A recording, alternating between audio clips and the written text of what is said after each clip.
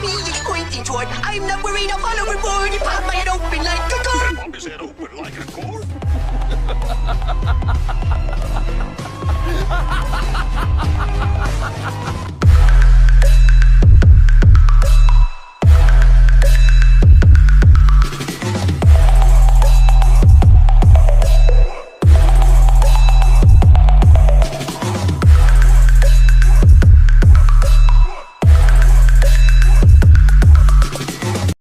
इस एपिसोड की स्टार्टिंग में हम देखते हैं कोको को, जो काफ़ी ज़्यादा सीरियस मूड में लग रहा था।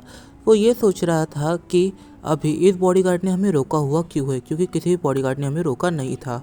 फिर हम देखते हैं उस बॉडीगार्ड को। वो बॉडीगार्ड सबसे पहले कोको यहाँ पे आ चुका है, ये खबर पूरी तरह से फैला देती है। फिर हम देखते हैं सेकेंड सेन एम्परर को, जो असल में उस बॉडीगार्ड की टीचर है। ये सेन एम्परर काफ़ी हद तक केल की तरह लगती है और ये केल से डायरेक्टली रिलेटेड है, क्योंकि ये केल की ही ब्लड लाइन से बिलोंग करती है। तब हम एक सेयन को देखते हैं, जिस सेयन को हमने एक दो एपिसोड में देखा हुआ है।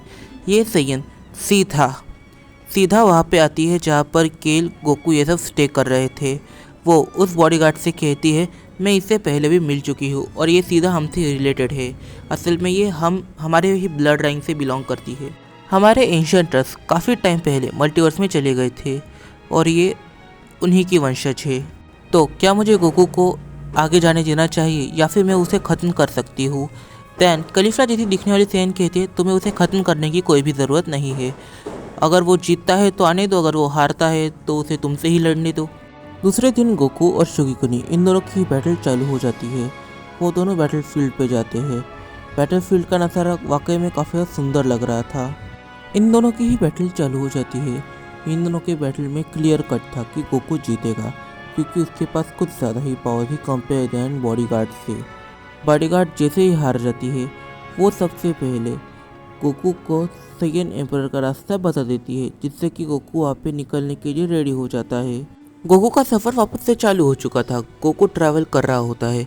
उसके दिमाग में यही चल रहा था कि आखिर ये बॉडीगार्ड इतने जल्दी कैसे हार गई, क्योंकि जिस कमज़ोर बॉडीगार्ड से उसने लड़ाई करी थी वो कुछ ज़्यादा ही कमज़ोर था।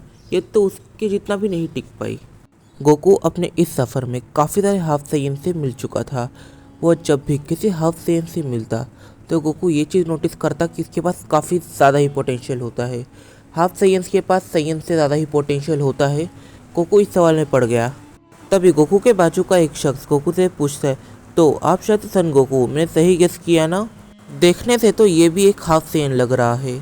गोकू का फ्रेंड ये सुन के ज़रा सा शॉक होता है, क्योंकि गोकू मल्टीवर्स से आया है तो गोकू को इतने लोग नहीं जानने चाहिए। तो ये गोकू को कैसे जानता है? वो पूछता है, आखिर तुम गोकू को कैसे जानते हो? दैन वो आदमी बताता है, वो शख्स कहता है कि सन गोकू सारे ही सेयन एम्परर्स को हराने के लिए निकले हैं और यही एक रीज़न है कि उनका नाम साइड डिस्ट्रिक्ट्स में पॉपुलर हो चुका है। गोकू के ये सुनने के बाद काफ़ी बुरे होश उड़ गए, पर फिर गोकू खुद को संभालता है और उसके साथ बातें करने लग जाता है। इस बीच वो उसे ये भी पूछ लेता है कि हाफ सेयन्स के पास इतना पोटेंशियल आता कहाँ से है।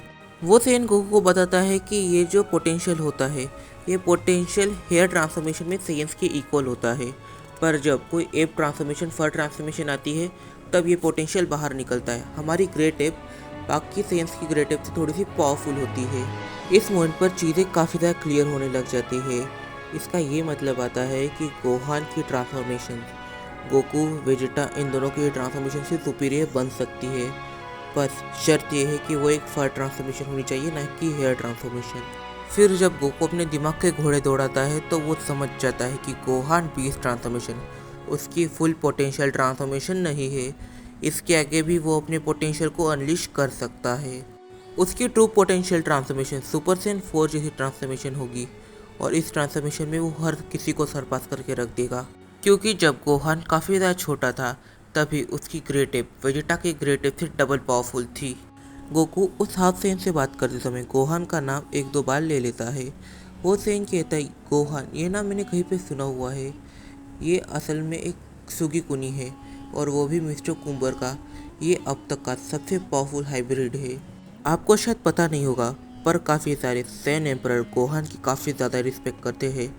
वो लोग कहते हैं कि गोहान एक सेन एम्परर बनना डिज़र्व करता है और गोहान हर किसी को सरपास कर सकता है। गोकू कहता है वैसे मैं जानता हूँ ये मेरा बेटा तो नहीं होगा क्योंकि मेरा बेटा मल्टीवर्स में है, पर फिर भी आखिर में बॉडीगार्ड्स और सारे ही सेन एम्परर्स को हराने निकला हूँ, तो हो सकता है मेरी मुलाकात गोहान से भी हो ही जाए। अगर हम सीरीज से थोड़ा सा हट के देखें तो फिर गोहान की फुल पोटेंशियल ट्रांसफॉर्मेशन मुझे सुपर सैयन 4 रखती है, ना कि बीस्ट गोहान। पर हमें गोहान बीस्ट को भी इग्नोर नहीं करना चाहिए। फिर जब गोकू आगे अपने सफ़र पर निकलता है वो देखता है काफ़ी सुंदर से कैसल को। वो कैसल कुछ ज़्यादा ही सुंदर था, वो ओल्ड टाइमिंग की याद दिला रहा था। और इस कैसल पे रूल करती है सैयन एम्परर सेकंड। इस एरिया को हर कोई देखते ही सुंदर समझेगा और ये है भी सुंदर, पर जैसे जैसे तुम इसके डीप जाते जाओगे ये काफ़ी ज़्यादा डार्क और सैड होती जाएगी, क्योंकि यहाँ की बैक स्टोरी थोड़ी सी सैड है। फिर गोकू की मुलाकात होती है सैयन एम्परर सेकंड से। सैयन एम्परर सेकंड गोकू से कहती है तो तुम वो वॉरियर हो जो सारे ही सैयन एम्परर्स को हराने के लिए निकला है। मानना पड़ेगा तुमने उसे तो हरा दिया, पर मुझे हराने में तुम्हें वाकई में काफ़ी ज़्यादा दिक्कत आने वाली है। केल सेकंड सैयन एम्परर को देखकर काफ़ी ज़्यादा शौक होती है, क्योंकि सेकंड सैयन एम्परर काफ़ी हद तक केल की तरह दिख रही थी। बस ऐसा समझो कि सेकंड सैयन एम्परर केल ही है, बस उसकी एज थोड़ी सी ज़्यादा है। गोकू भी सेकंड सैयन एम्परर को देखकर काफ़ी ज़्यादा शौक होता है, क्योंकि सेकंड सैयन एम्परर काफ़ी हद तक केल की तरह दिख रही थी। गोकू समझने की कोशिश करता है कि यहाँ पे चल क्या रहा है। फिर गोकू हल्की सी स्माइल करता है और चीज़ों को थोड़ा समझने की कोशिश करता है। वो कहता है तुम्हें देखो, तुम तो काफ़ी हद तक मेरी फ्रेंड की तरह लग रही हो। ऐसा लगता है जैसे कि तुम दोनों मेले में बिछड़ी हुई बहनें हो। गोकू का फ्रेंड हर टाइम की तरह इमोशनलेसली कहता है तुम दोनों मुझे काफ़ी हद तक बहनों की तरह लग रही हो, पर मैं जानता हूँ तुम दोनों बहनें नहीं हो। क्या तुम एक दूसरे से पहले मिल चुकी हो? सैयन एम्परर सेकंड कहती है केल कहीं ना कहीं मेरी ही ब्लड लाइन से बिलोंग करती है, या फिर हो सकता है वो मेरी सिस्टर हो। सैयन एम्परर सेकंड की ये बातें सुनकर सबके ही होश पूरी तरह से उड़ जाते हैं। फिर सैयन एम्परर सेकंड केल को एक काफ़ी अच्छा ऑफर देती है।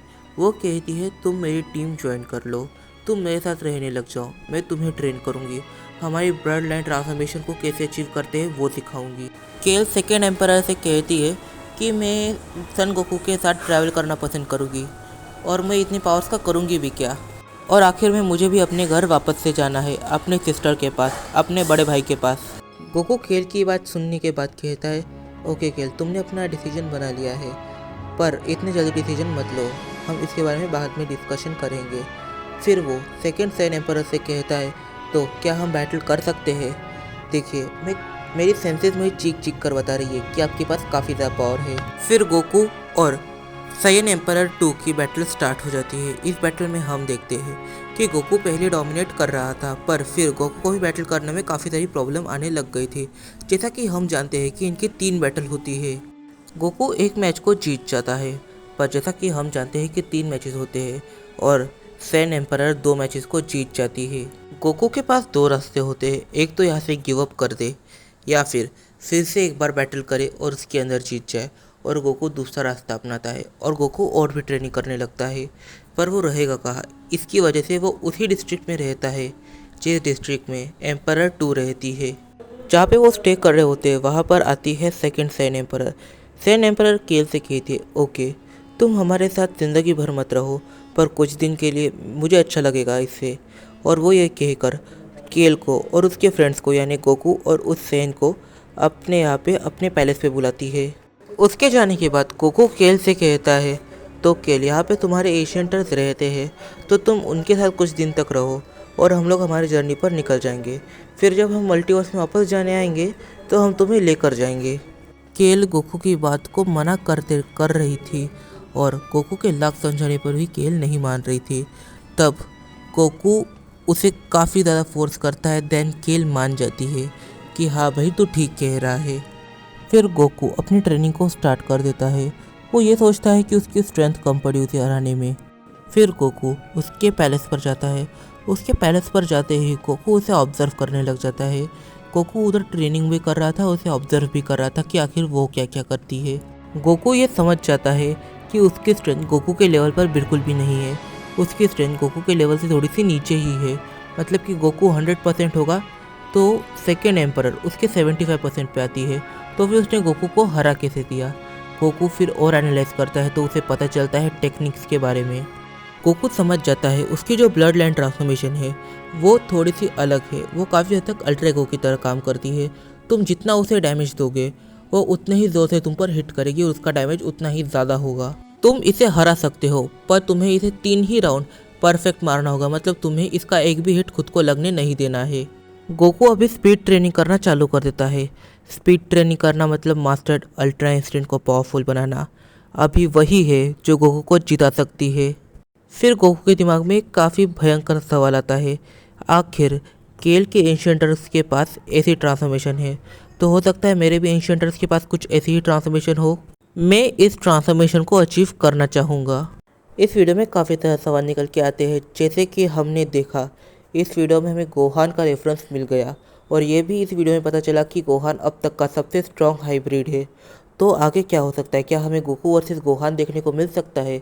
क्या केल ब्लड लाइन ट्रांसफॉर्मेशन को अचीव करेगी? अगर वो गलती से ब्लड लाइन ट्रांसफॉर्मेशन को अचीव कर लेती है तो वो एक नया इतिहास रच डालेगी। क्या होगा आगे? इन सारे सवालों के जवाब हम जानेंगे अपने आने वाले कुछ वीडियोस में। तब तक के लिए बाय बाय।